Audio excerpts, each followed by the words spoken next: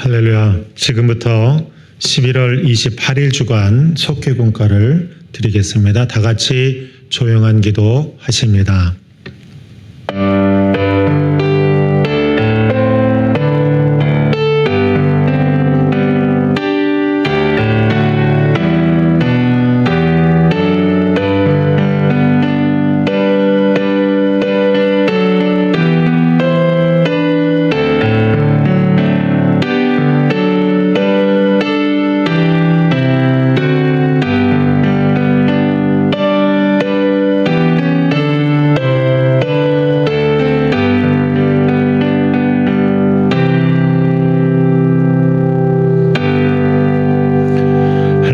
하늘에서 여호와를 찬양하며 높은 데서 그를 찬양할지어다.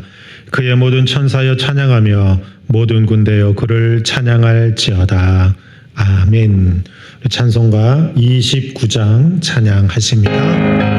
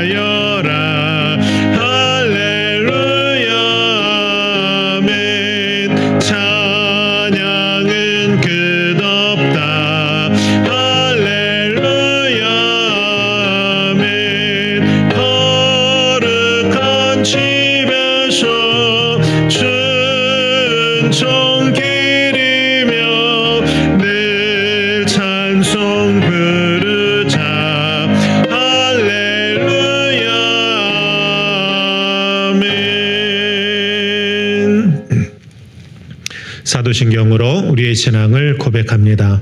전능하사 천지를 만드신 하나님 아버지를 내가 믿사오며 그의 외아들 우리 주 예수 그리스도를 믿사오니 이는 성령으로 잉태하사 동정녀 마리아에게 나오시고 본디오 빌라도에게 고난을 받으사 십자가에 못 박혀 죽으시고 장사한 지 사흘 만에 죽은 자 가운데서 다시 살아나시며 하늘에 오르사 전능하신 하나님 우편에 앉아 계시다가 저희로서 산 자와 죽은 자를 심판하러 오시리라.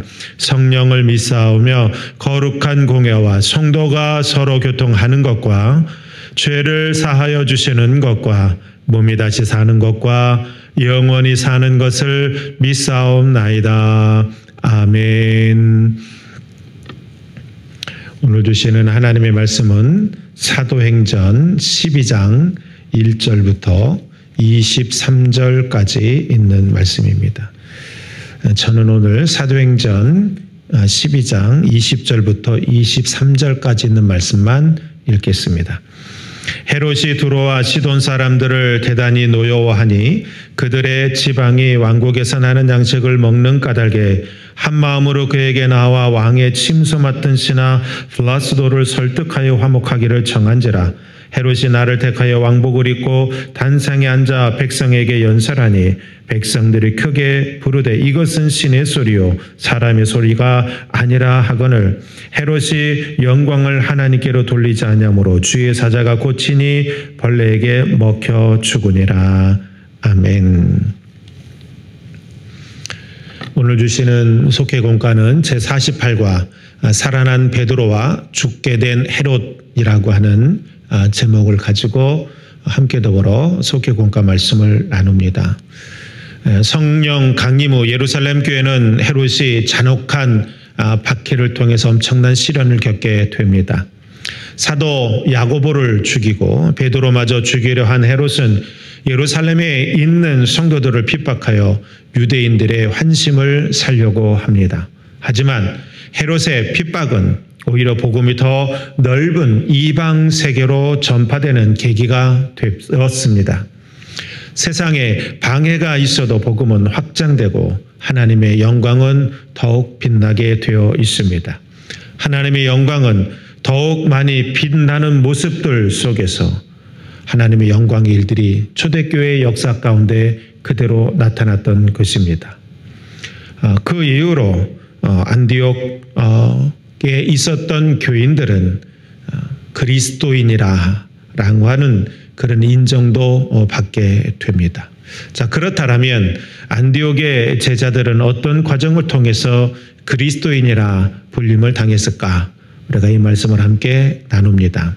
첫 번째는 함께 기도할 때 그들이 그리스도인이라 인정을 받았습니다. 야고보를 처형한 일로 유대인들에게 크게 환심 산 것을 한 헤롯은 베드로도 똑같이 처형할 것을 생각해냈습니다. 유대인들이 많이 모이는 무교절에 그를 죽여서 자기 자신의 권력과 힘을 과시하고 싶었습니다. 그래서 베드로를 잡아 옥에 가두었습니다. 베드로 사도가 옥에 갇히자 교회 공동체는 그를 위해 하나님께 간절히 기도했습니다. 결국 베드로는 하나님의 보내신 천사의 인도로 감옥에서 탈출할 수 있게 되었습니다. 함께했던 성도들의 기도가 응답을 받았던 것입니다.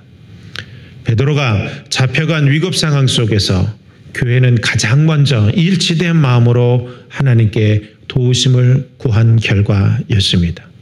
사랑하는 성도 여러분, 온 성도가 한 마음으로 기도하면 반드시 하나님의 영광이 나타납니다. 하나님은 오늘 우리 공동체에게도 일치된 마음으로 기도하길 원하십니다. 그러므로 저나 여러분이나 우리 교회의 미래를 위해서 또한 성도들의 그 삶을 위해서 함께 더불어 기도하는 우리들 모두가 되기를 간절히 소망합니다. 두 번째는 주의 은혜를 고백할 때 그리스도인이라 인정받게 됩니다. 베드로가 감옥에서 탈출한 과정은 한편의 영화 같았습니다. 죽기 전날 밤 베드로는 쇠사슬에 묶여 있었을 뿐만 아니라 두 군인 사이에서 자고 있었습니다. 그리고 옥문에도 파수꾼이 있었습니다. 헤롯은 빈틈없이 베드로를 감시했던 것입니다. 이런 상황에서 주의 천사가 환한 빛을 비추며 등장합니다. 손목을 채우고 있던 쇠사슬을 풀어주고 두 개의 초소를 지나 탈출하게 됩니다. 감옥을 나와 거리를 하나 지날 때까지 베드로는 자기 자신이 환상을 보고 있다고 생각할 정도였습니다.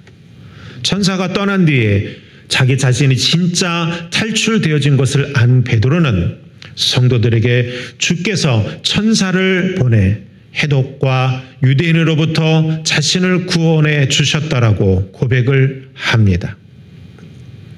사랑하는 여러분, 기적을 행하면서까지 자기 자신을 구해 주신 하나님의 사랑을 체험한 베드로는 이후 두려움 없이 복음을 증거하게 됩니다.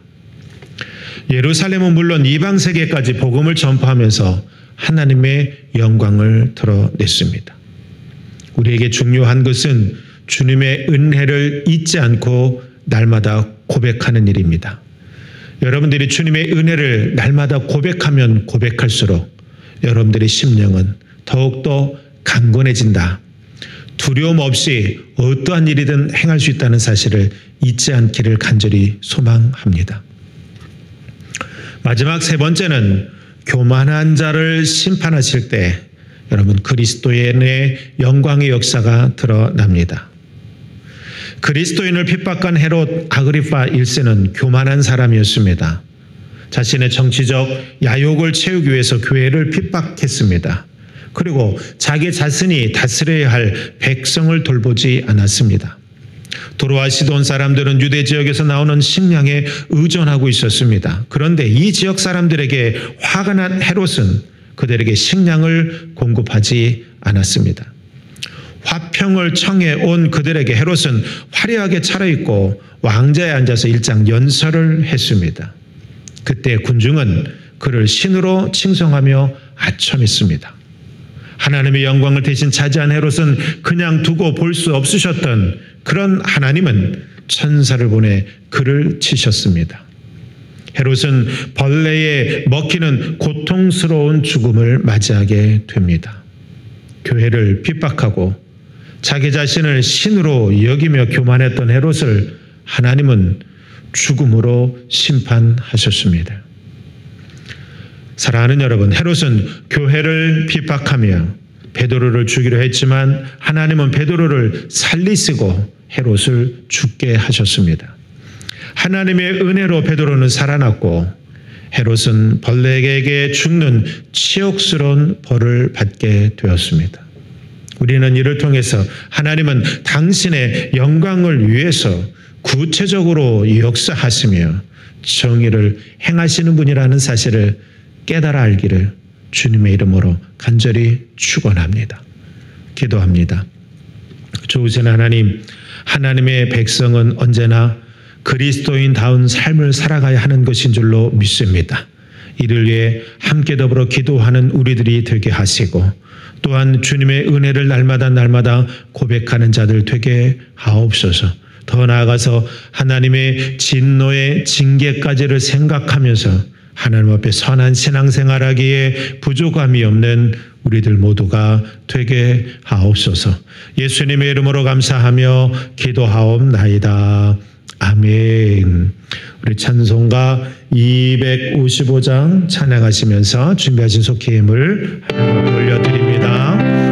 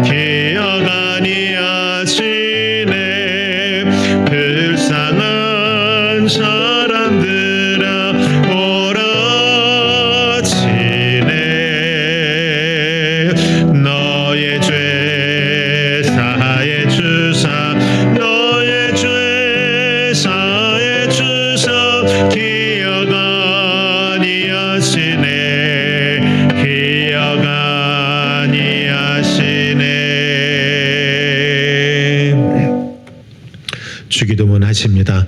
하늘에 계신 우리 아버지여, 이름이 거룩히 여김을 받으시오며 나라가 임하시오며 뜻이 하늘에서 이루어진 것 같이 땅에서도 이루어지이다. 오늘 우리에게 일용할 양식을 주시옵고 우리가 우리에게 죄 지은 자를 사하여 준 것 같이 우리의 죄를 사하여 주시옵고 우리를 시험에 들게 하지 마시옵고 다만 악에서 구하시옵소서. 나라와 권세와 영광의 아버지께 영원히 있사옵나이다. 아멘.